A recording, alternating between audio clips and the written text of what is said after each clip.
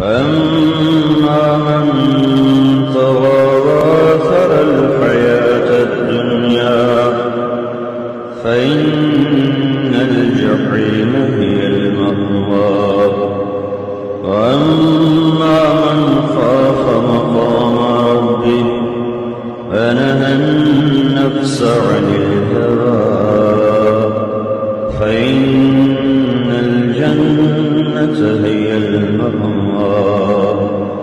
يسألونك عن الساعة أيان مرساها فيما أنت من ذكراها إلى ربك منتهاها.